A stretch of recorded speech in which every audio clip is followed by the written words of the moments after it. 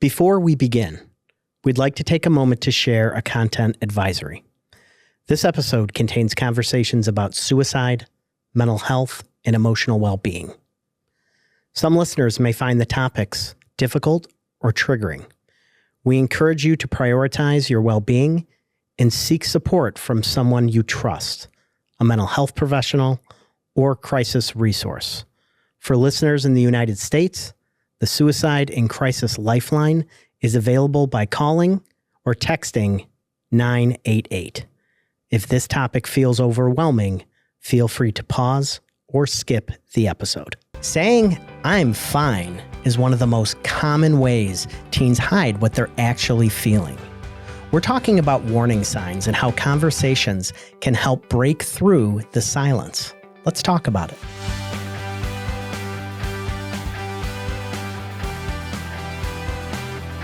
Hi, I'm Derek Rader, and this is the Let's Talk About It podcast with OhioGuidestone. Today we're talking about self-harm and prevention, specifically in teenagers. I'm here with Clinical Supervisor Shane Bakovich. Shane, thank you so much for being here today. You're welcome. It's my pleasure. You know, I've really looked forward to this episode. On my way in, I was talking to my wife a little bit about, we have a son who's a teenager and, he struggled with depression. And, as a parent, you want to find that balance between, being a helicopter parent, so to speak, and really helping them and meeting them where they're at, especially with depression and self-harm and even suicidal ideation. And it can be really, really challenging. Yes. So, the work that you do is just so important. And I was actually really excited when I heard that you were coming in today to have these in conversations. Selfishly, as a father of a teenager, hopefully you can, help me get a better blueprint as I navigate this path. But also, to get to know you, because I've heard really good things. So again, I'm really glad you're here. And I understand you work at our Youth Resiliency Counseling Center in Medina. Can you tell me a little bit about that? Sure. I worked at the Youth Resiliency Center in Medina. We see youth, or I should say kids, anywhere from 0 to 18, and I'll say 18 loosely because we do have some young adults who are either cognitively or developmentally delayed that we tend to see past 18, because it's developmentally appropriate to continue their care within our unit. We have multiple programs that run out of that center. We have early childhood mental health. We have therapeutic behavioral health services. We have individual psychotherapy. We have Protect program. We also have, depending on the needs, we have an art room, sanitary room. It's a really great place and really created and keeping in mind of what a youth center should be. It's very well encompassing. That's fantastic. It sounds like a safe place for teenagers. Yes, which is, I think we can all agree, one of the most challenging times for all of us. We were all there once. I don't want to go back. I'm happy where I'm at. Yes. Specifically, what makes a teen-centered environment different from a traditional office setting? I would say keeping the teen in mind. Just like you mentioned in the beginning, teen years are so difficult. They're so hard to navigate. A lot of times when you're going through those years, the questions you're asking yourself is, who am I? Where do I belong? And oftentimes, as much as we don't want to admit it, it's not the parents that we go to for help when we're going through our teenager years. So a lot of times kids are really not sure who they are in terms of their identity, what they like, what they don't like, who their true friends are. So it's a very confusing time for them to be going through. So keeping that in mind, we've really created, an environment where when a child or a teen comes in, talking like you and I are talking right now isn't for every single teen who comes in. Sure. So we do have alternative methods and interventions to help them open up, whether that be through, going outside and playing a game of basketball, or throwing around a football, or just engaging them in some type of a creative art activity, or sometimes even doing just a sand tray activity with them, just to help them build that trust, because a lot of times adults are not trusted with that information. And so for them to come in and talk to us, we do need to do things creatively, while keeping in mind that, like, we're going to need to work a little harder to build that trust and relationship with them. I love that. And, someone recently told me, specifically in regards to parenting, the world that I grew up in isn't the world that my kids grew up in. Yeah. And especially as teenagers, it's so hard to get them to talk, right? Like one day they're so happy and they want to sit down and watch a movie with you, and then you don't hear from them from 2 days after that. So I take what I can get, right? Yeah. But, some people say it's just teenage hormones. I've heard people say that, well, they're hormonal. When can that mindset become harmful or cause us to overlook a teen who's actually really struggling? I think it's a very slippery slope. I think that it's so easy to write it off as it's just my son or my daughter or my child is just having a hard time. It's typical teenage years. I've gone through that myself. But the reality is we all experience things differently. What may look like depression to one kid can completely be presented differently to another kid. So, for example, you may have a teen who is typically pretty outgoing, engages in conversation with parents, is engaged in some type of extracurricular activity, hangs out with friends, typical teen, and I say that loosely, right. Typical.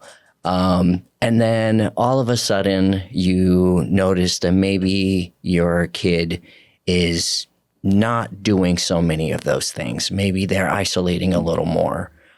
They seem a little down. Maybe they're not doing so good at school.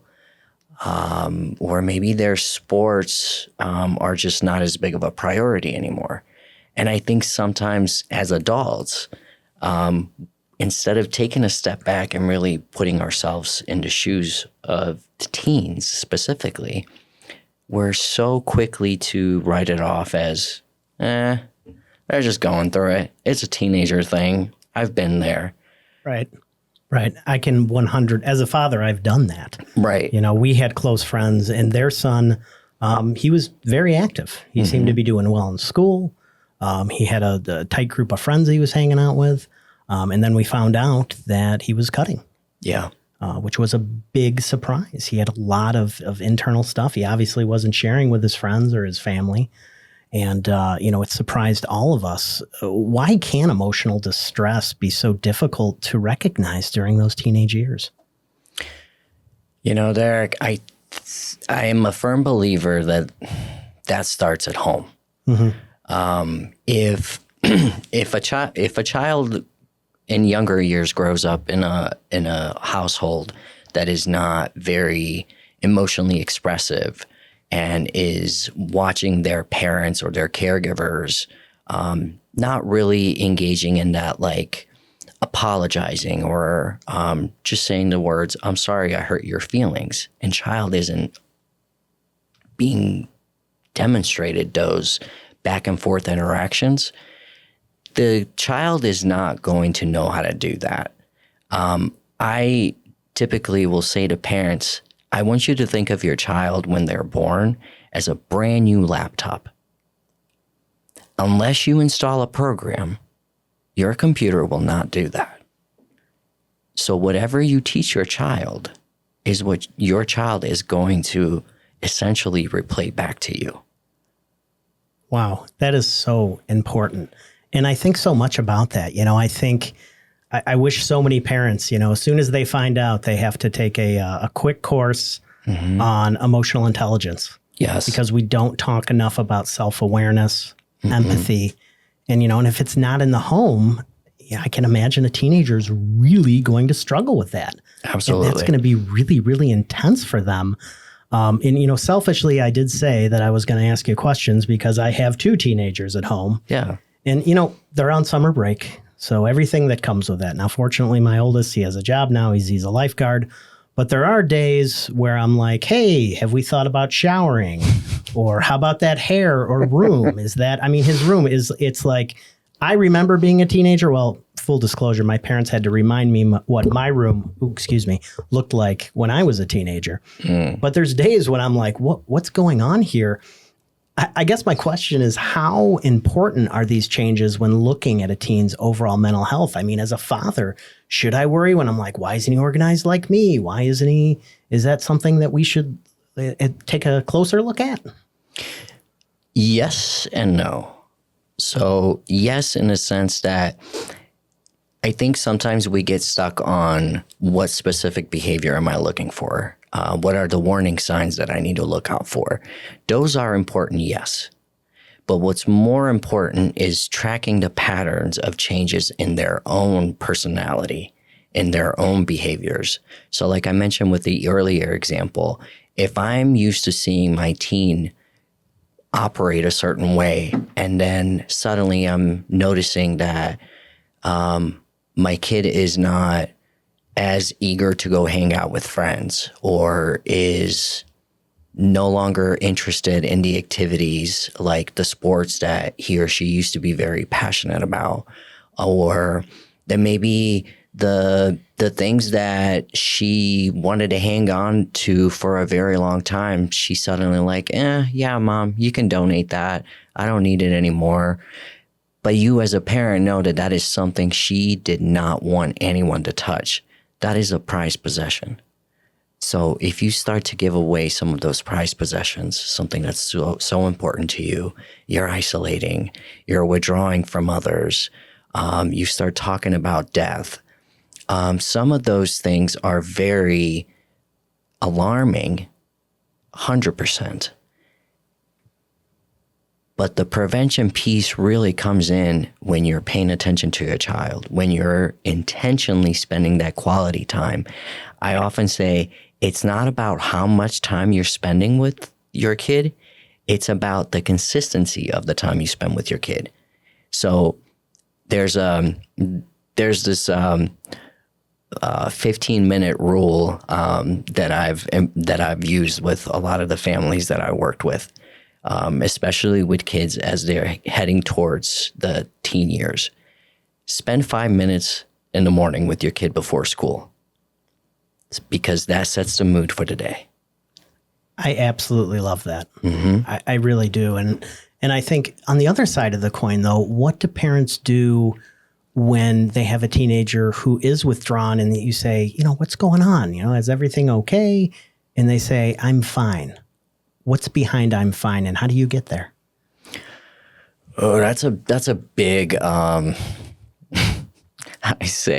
almost say it's a curse word in my sessions when a client comes up to me and we're checking in and talking and they say I'm fine, and I'm like, what's fine?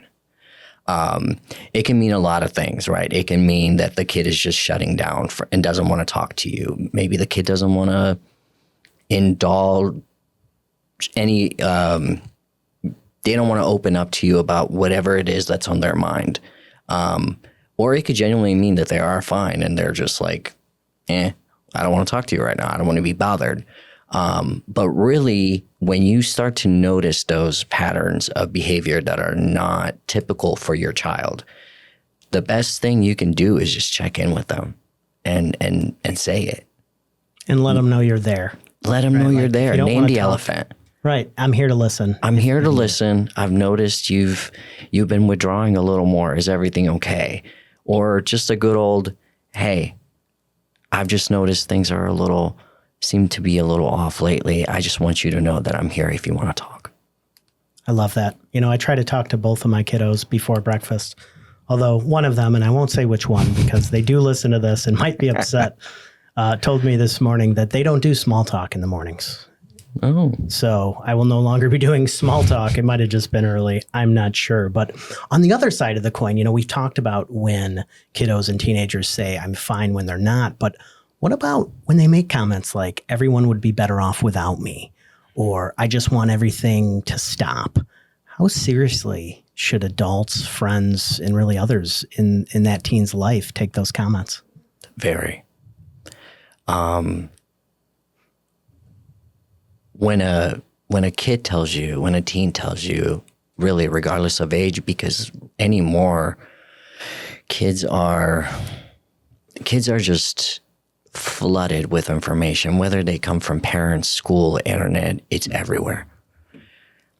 When a kid feels courageous enough to come up to you and tell you that I'm not okay, I'm thinking about hurting myself, I'm thinking of ending my life, or I feel like I'm burdening everybody around me, like I think you'd be better off without me. There is such psychological pain associated with that. There's such a sense of hopelessness and just feeling alone, as if no one really gets it. No one understands the pain that I'm feeling. And a lot of times they feel that pain for so long that they do tend to engage in self-harm. And when that self-harm happens, it's not because it should be taken seriously, because it is a coping tool, but it's not a healthy coping tool. Right. Right. So there is this myth that sometimes teenagers will say, I want to die, or I just want to end my life, or people would be better off without me. And, sometimes parents or caregivers will say, well, like, oh, they're doing that for attention. I would err on the side of caution and believe them every single time, because you never know what is on someone's mind or what they're going through. And just asking the question, like, what's not going well? What's making you feel this way? Talk to me. In addition to that, what else should those parents do? Well, it would be highly advised to get them to talk to a counselor. If they don't feel like,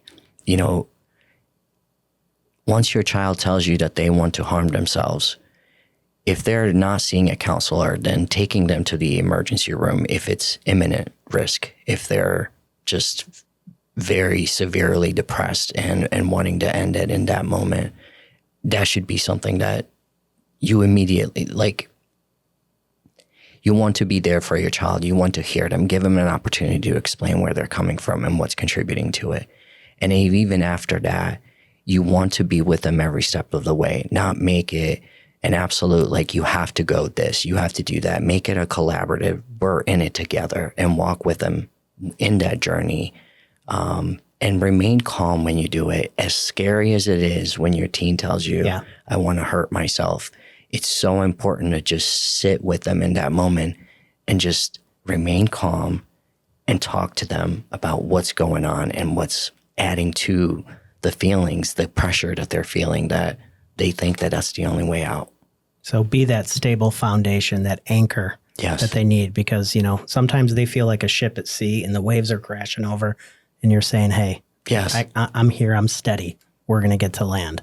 I really like that. Mm-hmm. Talking about teenagers, they sometimes speak a different language than you or I do, especially me, as I mentioned, going on 45 years old this year. So I don't get all the phrases and whatnot. And that's why I was looking forward to talking to you today, because, again, you're on the front lines. Okay. So how to talk to these kids and these teenagers. What are some phrases or questions that you found that help teens to feel heard?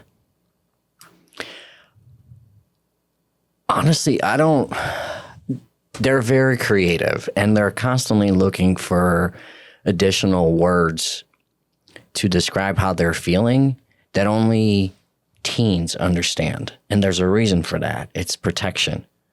It's not wanting adults to know how and what they're talking about.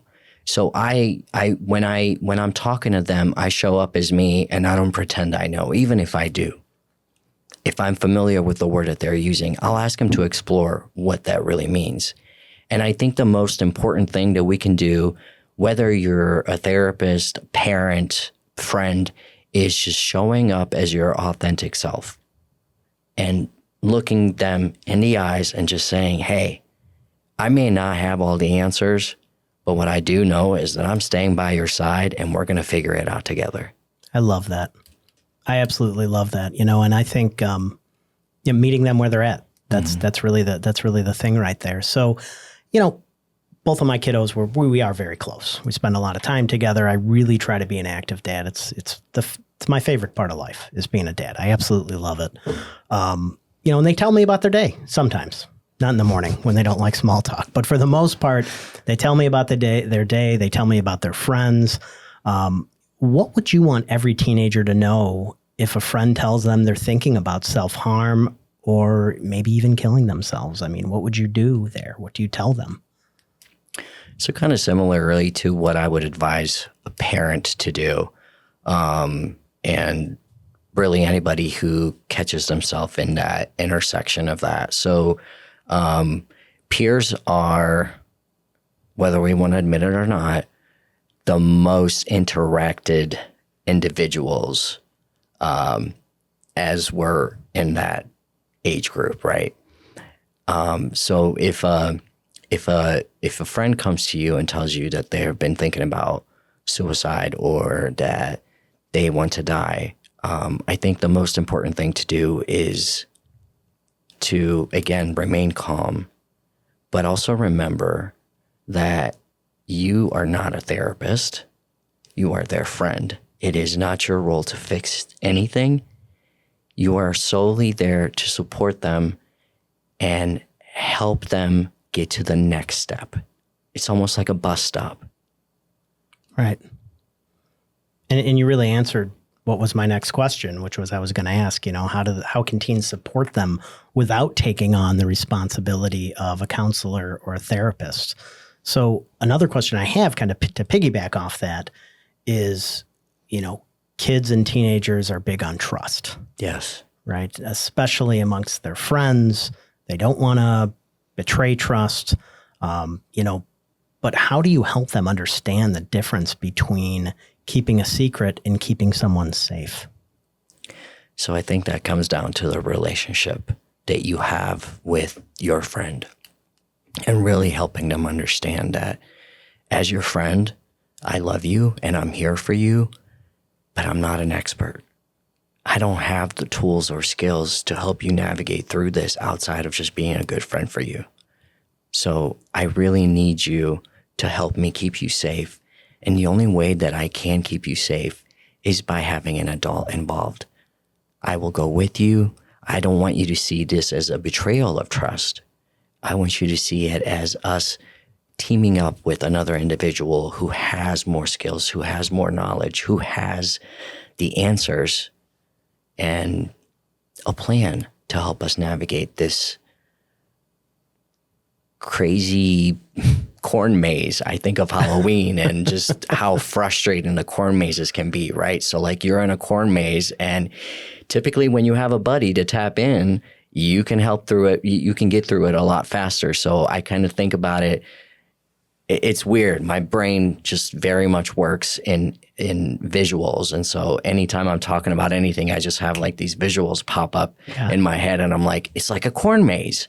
It's a lot easier and less scary if you have someone to go with you through the corn maze than if you try to do it alone.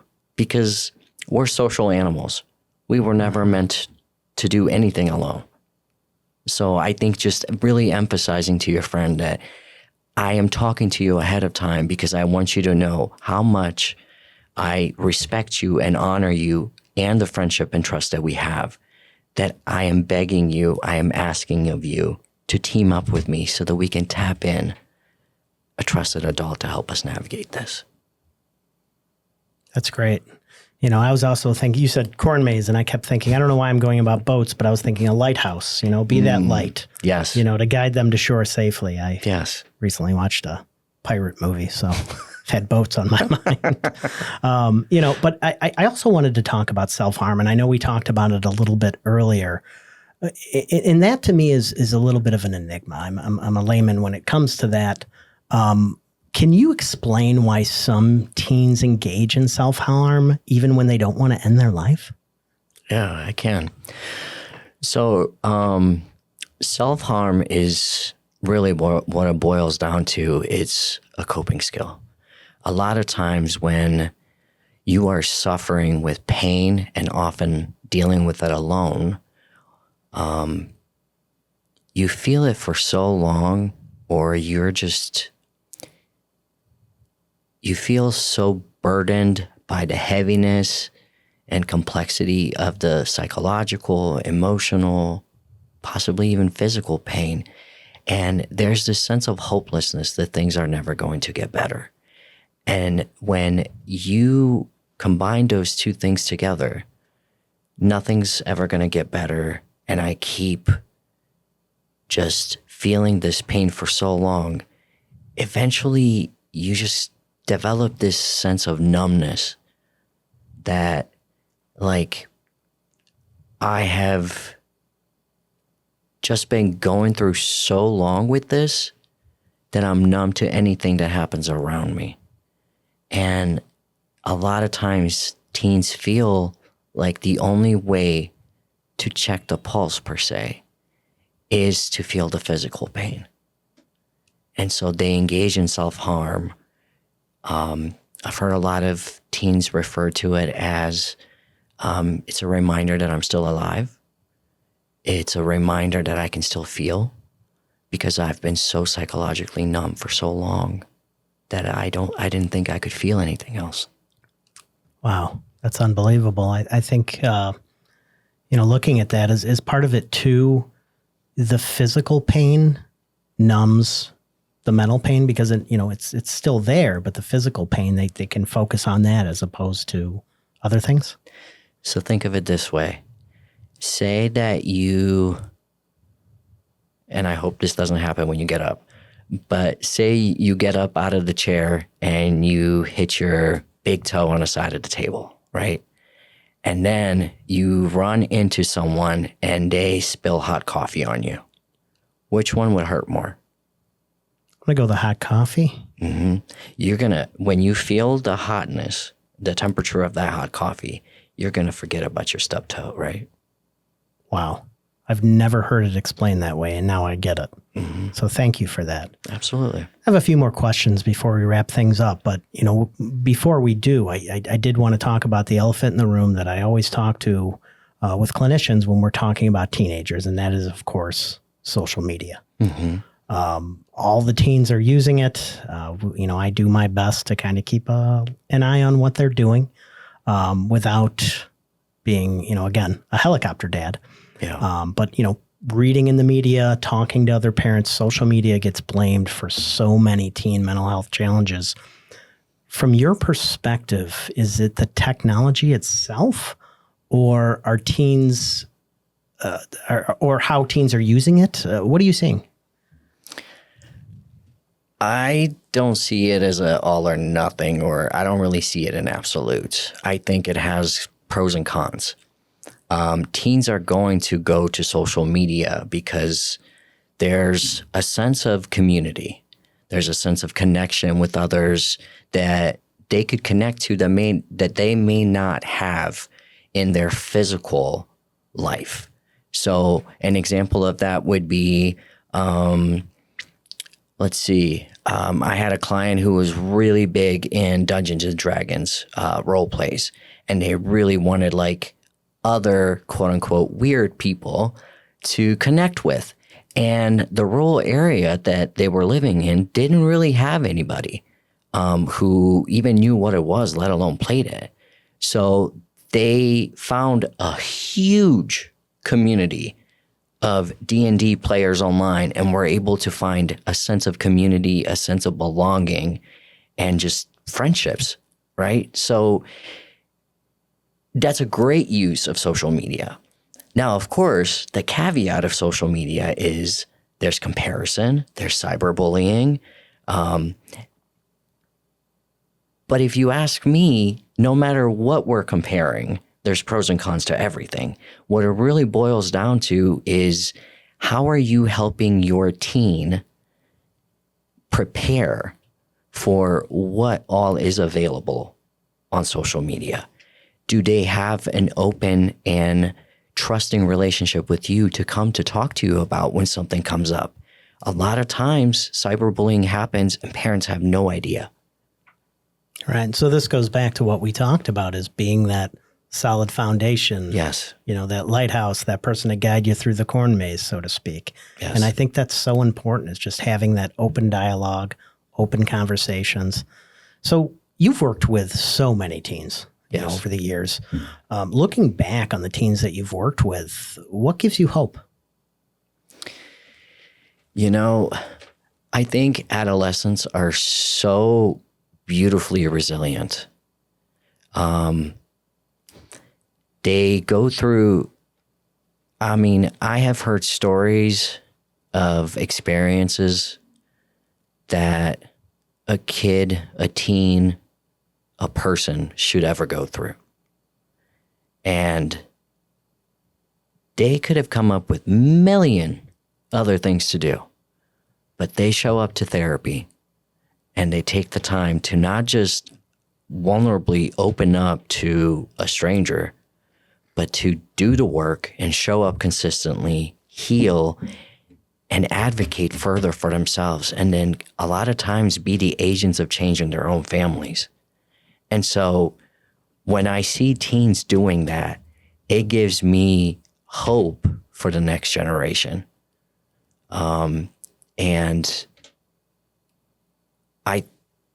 And this could be my own personal bias, but I just think adolescents are very misunderstood. And I think if we just take a little more time to get to know him past the book cover,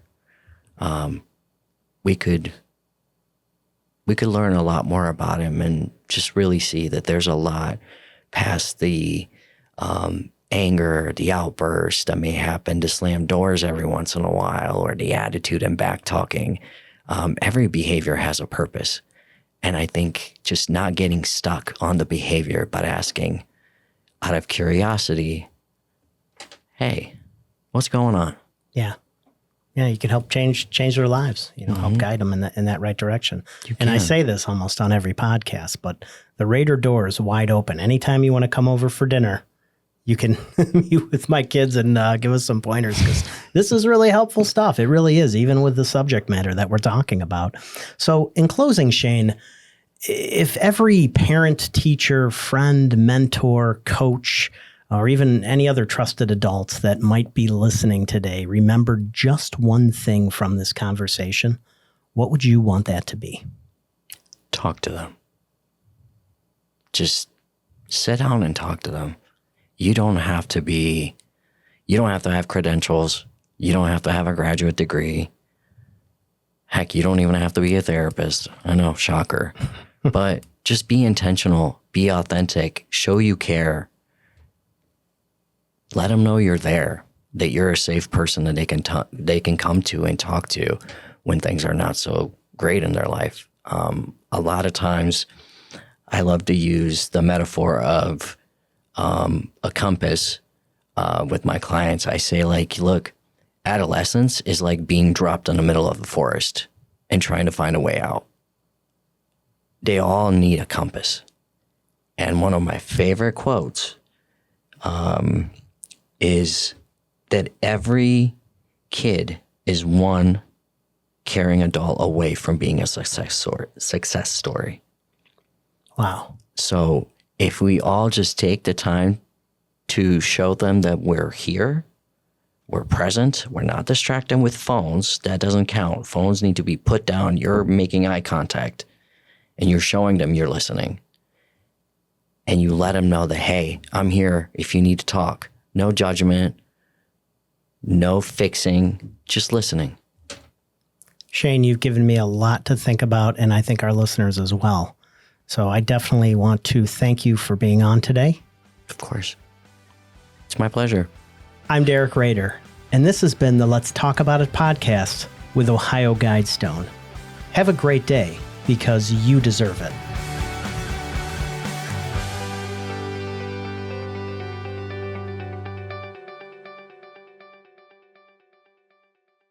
If you or someone you care about is struggling, Call or text 988 to connect with a trained crisis professional at any time, day or night.